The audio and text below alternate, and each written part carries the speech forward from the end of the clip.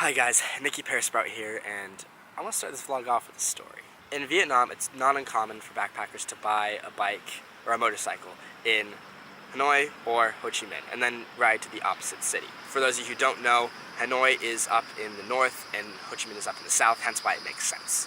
I did this. I bought my bike for $250 American, really cheap.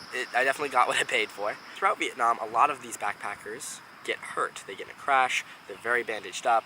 And so I made a point to ask people when I met them, like, oh, how did you crash? And they'd always say something stupid, like they lost focus, or they did something too risky. And I was like, okay, cool, don't do that.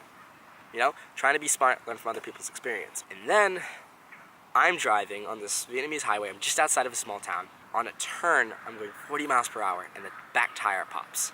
Immediately, I start going from straight ahead to sideways. And I have not slowed down. And I'm just like, this is where I die.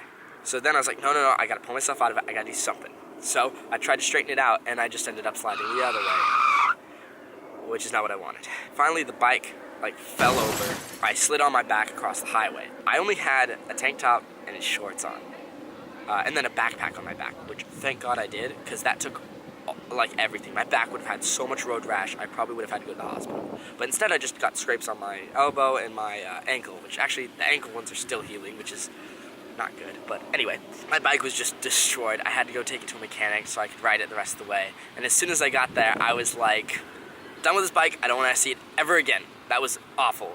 There was nothing I could do there. And so I just left it on the side of the road outside my hostel, and I never did see it again because someone stole it. So yeah, great 2 days. But that leaves me what I want to talk about in this video. There's two things I recommend everybody do if they want to do a Vietnam motorcycle trip. I think it's an awesome way to see country. It allows you a lot of freedom, which I'm all for when you're traveling, and it allows you to just kind of stop and take your time. Just make sure you leave early in the morning because it takes a long time to get to these different stops. But regardless, the first thing that I want to talk about is make sure you're traveling with someone. So many people are driving up north or down south, whichever way you're going, on these motorbikes. So find someone who's got a similar schedule to you and travel with them.